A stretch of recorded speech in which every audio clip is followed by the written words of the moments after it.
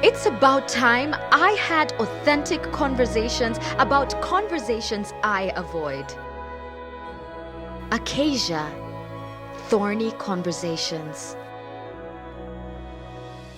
We probably hated it, or maybe we feared it, or both. I say this because the names we gave to it indicated something we either hated or feared, or both. The Swahili word for an insect is called mdudu. So for the many names we gave it, one that is outstanding that represents this combination of fear and hate is that word, mdudu. We took its real name, its acronym of the name, and we made all manner of acronyms from it to try and either increase its fear value or its hate value. In Swahili, we said adabu imeingia duniani sasa, loosely translated to say discipline has now entered into the world. AIDS. That's a disease or the condition. All the names we came up for it and all the acronyms we generated for it indicated we either hated it or feared it or both hated it and feared it. But today, probably 36 years since the first case was reported in my own mother country, we need to revisit this as an authentic discussion. Hi, my name is Sir Jackson, and I'm here to have an Acacia with you, which means an authentic conversation about conversations you and I avoid. I appreciate to have your comments, to have your questions, to have your suggestions, to have your disputes with me. So please feel free to share your feedback and any concerns or questions you may have to the contact and the address and the email that is being provided to you on the screen. HIV, the human immunodeficiency virus that so ruins the human system and makes way for other opportunistic diseases and infections to take over in a condition called acquired immune deficiency syndrome, or simply known as AIDS. For the past more than 3.5 decades, has been responsible for death, destruction, and poverty at a scale never seen before. It has been the world's leading health epidemic for a long time. Maybe yes, now is when other diseases are catching up, but for the longest time, HIV has been king. There are different schools of thought on the entire subject matter of HIV and AIDS. One is solidly in the denial camp and in the conspiracy theory camp, where they either question the origin or even the existence or the legitimacy of HIV and AIDS. Some say it was created to target a certain group. Others say it does not exist at all. And then there's the other team that says this thing exists, it can be proven, it can be shown.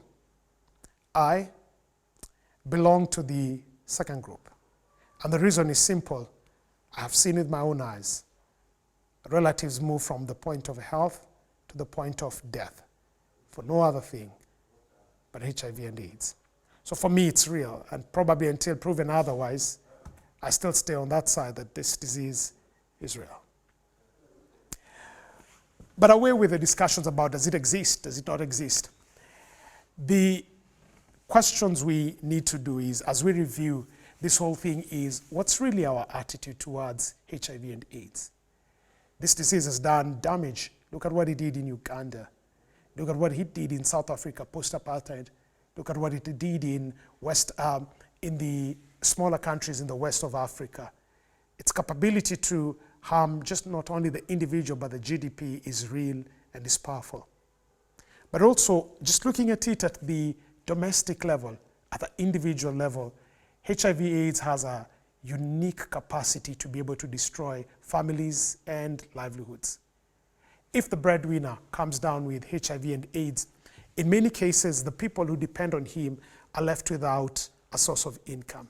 This was true in Kenya and many parts of the country in the 90s and in the 80s, where families saw fathers die and mothers die and were moved into poverty. But what's more powerful or more painful to have watched is a prejudice that came with it.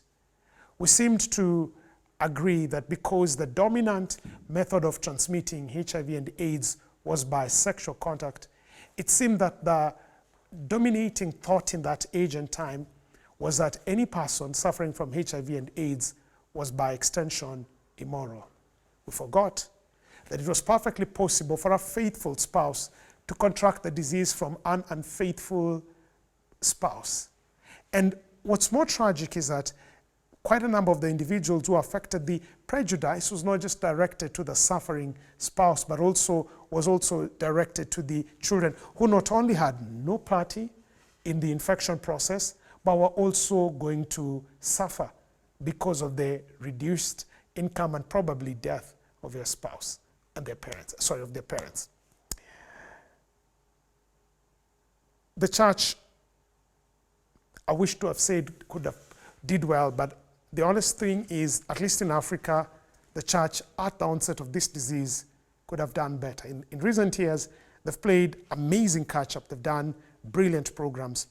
But there seems to have been, at the onset of this entire disease, a conspiracy of silence. I believe as the church will be reflecting back about its actions on this, even as it is confronted by new and dynamic challenges of this 21st century, they'll be able to pick a leaf from the HIV/AIDS book and be able to choose how they will shape their responses to new and emerging social issues.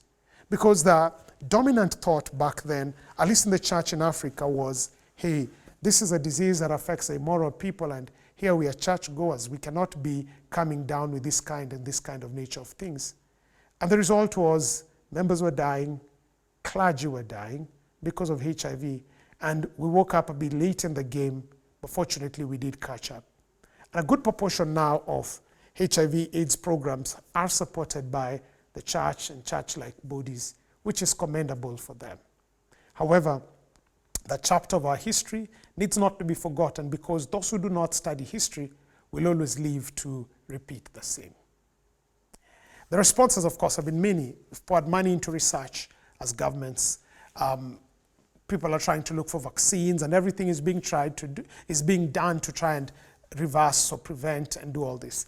A lot of money has been put into the education of this. But of course, also in the process, we've seen a continuous shift in the messaging that has happened around the whole HIV. Initially, we believed in ABC, which was abstain, be faithful, and stick to one partner. And then now the abstain message seems to be gone. The be faithful is no longer emphasized, but only now we stick to the C, the use of contraception.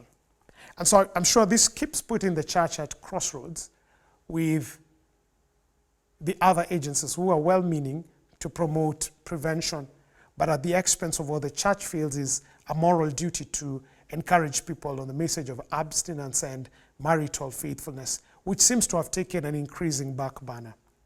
There's been uproar because in a bid to cut back on HIV and AIDS, contraception, like condoms, is now even being distributed to teenagers. This, of course, has been looked at as a suggestion to teenagers to begin indulging in sex. For as one person said, how do you take a loaded gun, put it in the hands of a child, a trigger-happy child, and then cock it for them? The message you seem to be sending across to them is, please fire. And as one has aptly said, we agree that we need to fight HIV, but what kind of condom can you be able to put on the conscience? Because HIV is just one of the things that people acquire by irresponsible sex. However, there are other things that are deeper and stay with a person longer than perhaps HIV would. And so the combat against HIV/AIDS, while we have been making strides, is still leaving these very big, very unanswered, very candidly needed to be discussed questions about what the response of the church needs to be that will be consistent with its moral values and will be able to keep communicating and ensuring that its members do not slide back on the gains that have been received. It's a tightrope to be walked, and many discussions need to be had, but a faithfulness to God's word, I'm sure, can still be able to be achieved, while at the same time ensuring that we receive the medical outcomes we're looking for. In a poem that we did when I was in high school, about the whole HIV/AIDS situation, it probably underscored how we thought about HIV. We called the disease mdudu. There's a lot to be gotten there. There's a lot to be learned from it. However, just the whole idea of calling it mdudu meant that it was called taboo. We don't talk about insects, we don't talk about bugs in general everyday life. And for a long time, that has been the case. And even now, after we have been able to make strides, I still feel we are not talking enough about the reality of HIV and AIDS. ART treatment has been able to do a lot to push back on HIV, but then now with it has come the real risk that people are now increasingly being more and more perverted. But that notwithstanding, we'll come back to it in a bit. What did Jesus say? What would be the Bible's response to this? The best place to look at this is, number one, is to say the truth. The Bible does not have a disease called HIV/AIDS. HIV/AIDS was discovered in recent times, and it is not there in the Bible. There's no HIV/AIDS in the Bible. But the Bible does show us how to deal with an extremely contagious disease in a way that communicates love, in a way that maintains health principles, and in a way that ensures the sum totality well-being of a community. And this is to be seen in the instructions given in the books of Leviticus and in the books of Deuteronomy concerning the dealing with leprosy. What HIV/AIDS is or has been in our time is perhaps what leprosy was in the times of the Bible. And the summary of how the injunction for the leprosy treatment or treating lepers was, number one, any person suspected of leprosy had to be inspected by a qualified person. In this case, it was a priest. Any sign, after inspection, any sign that would suggest indication of leprosy meant that this person needed to be quarantined, to be put out of the camp. Now, let me give you context. This is given at a time when individuals are moving, the children of Israel are moving from Egypt to Canaan, they're in their millions. For 400 years, they've spent a good part of it being slaves. So their access to good, thorough education has been limited. So the laws that God is giving them in the desert serve two reasons. One, they serve as an education. And then number two, they serve also as the health policy and building policy and all the policies that would govern the country. And so there's no enough time to be able to sit down, people who are former slaves, and begin breaking down to them the principles of, from first principles of health, public health. But it makes perfect sense that you need a way of diagnosing, you need a way of, if you're going to give specialized care and attention to people, you need a way to put them aside. Now, you never judge a philosophy by its abuse. You, however, judge a philosophy by how it logically works out itself. So granted, the way the whole leprosy management eventually turned out to be done ended up to be very segregational. But when you read it in its original context, God had no intention to be able to use it to label or blackmail or ostracize some people. What God wanted to do was have the people who have leprosy put aside so that it is easier to treat them. You cannot, what you cannot confess, you cannot overcome. So if there's no specialized way to be able to find out if people are sick, there's no way to be able to intervene. The inspection of the priest was needful to do that. And then secondly, by putting them aside, it ensured the rest of the camp, which was in their millions and had everybody from very old to children and everybody in between, could be kept healthy. If we took that same principle and then added to it John chapter 10, verse 10, I think a fitting response to the HIV/AIDS in the past and even continuously now needs to be found right there. Jesus in John 10 and verse 10 says, "The thief comes but to steal, to kill, and to destroy. But I have come that you may have life and have it more abundantly," is what he said. So Christ does not come to diminish either the quality or the quantity of life. He comes that it might be able to be fulfilled. And so in the principles he offered both in the Old Testament and what he continues to offer in the New Testament is found a perhaps holistic response to the HIV question. And this is it. Number one, what was equivalent to a priest examining means that the church right now and every person needs to get tested. Every person needs to know their condition. And testing is not an admission of unfaithfulness. Testing is an admission of care. It's everybody needs to know, because HIV/AIDS is not only transmitted by sex. There are many other places of contact that you could be able to have. And the information that one gets by being tested, back then by the priest and right now by qualified medical profession, that information is empowering, because if you find yourself to be negative, it allows you to be able to make appropriate life choices. The principle is already there in the Bible. The application can be made contemporary right now by people, first of all, testing being the precursor to knowing how to live and to plan out your life. Now, more than in the past, HIV is not synonymous to a death sentence. Because of improvement in healthcare, we've moved now to regimes where ARVs you can have a single pill instead of a cocktail of pills. It means knowing your status in advance, you can be able to begin managing the process and still live a quality life, have children, raise a family without having the fear of death. But all of that begins with just exactly as God had planned it. It begins with the testing to have clarity. Then number 2 is just being kind. If you are infected, do not infect others. Because whereas you may think you're spreading the disease only to one person, you're not too sure if that person will then go infect other people who you also care about.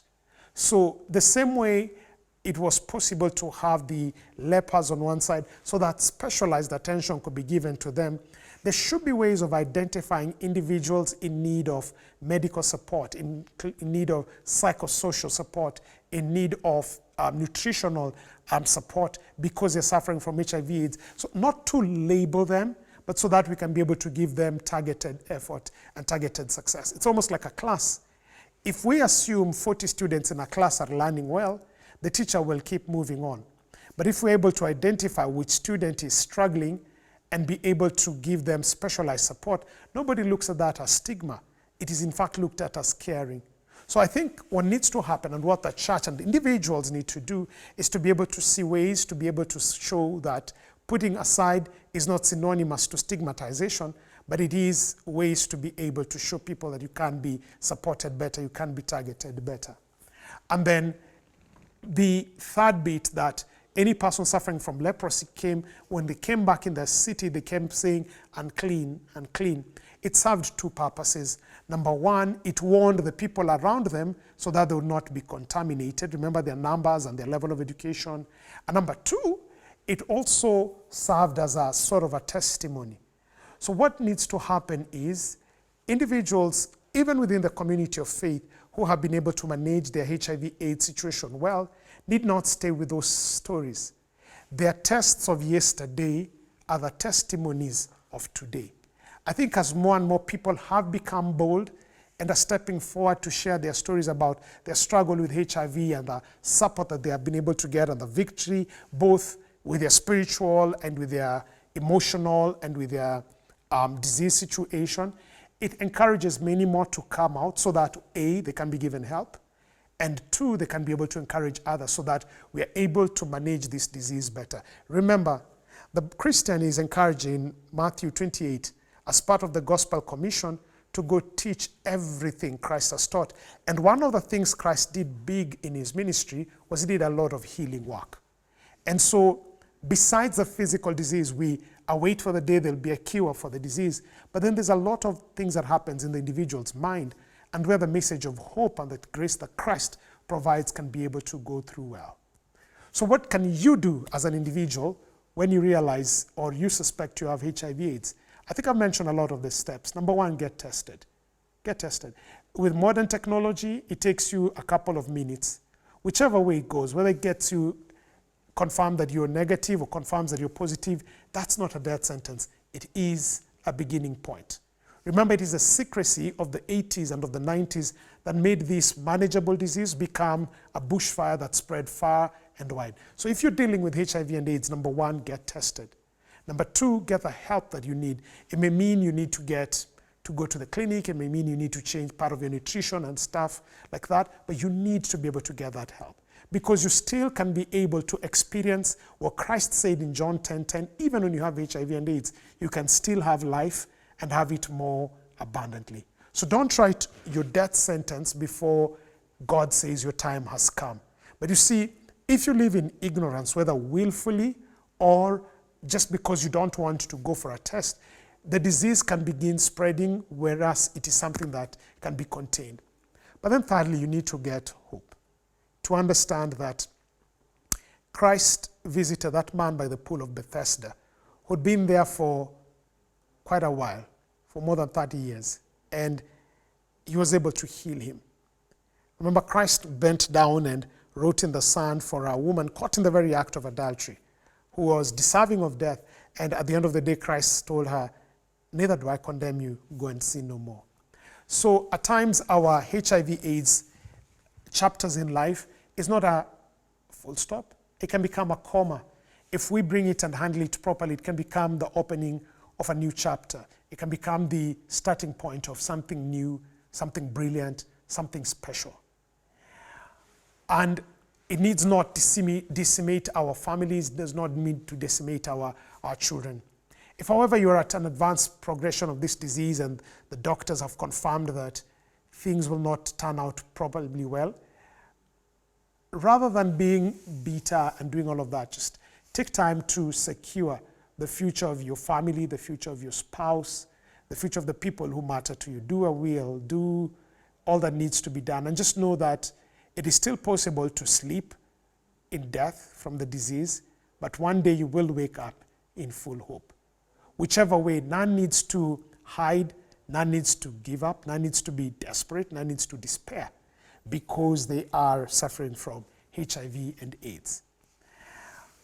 So back then when we used to do the poem, we said 1980, the world at peace, children of men at ease enjoying medical bliss, unaware of this encroaching monster that will soon change all this. The clock of health ticks slowly towards a medical midnight. 1981, 82, 83, and kaboom, 12, boom. Hey, the mdudu has just exploded. It's pandemic. Dangerous fumes are spreading all over the place. It's time to raise a signal. It's time to raise an alarm. Walk into the streets of America and let them hear. Watch out. Walk into the markets and the villages of Africa. Sound their shanty drums, sound their tum-tums, and let them hear. Watch out, for there goes mdudu. There goes mdudu. Tazama, anatambaa kama mamba, akiongeza namba, wanaojitia kamba. Ana spread, akiwa shred, na kuwaacha kama thread wasiojali. So take care, don't be a don't care, for the mdudu is a scare and doesn't spare. Anasambaa, anasambaa kama simba mwenye njaa, akimfuata paa na mekataa kuzubaa. Kutoka bara hadi kosti, mdudu anawarosti, kaburini kuarrest na ahera kuwapost. Knock, knock, knock. It's just another American idea to discourage sex.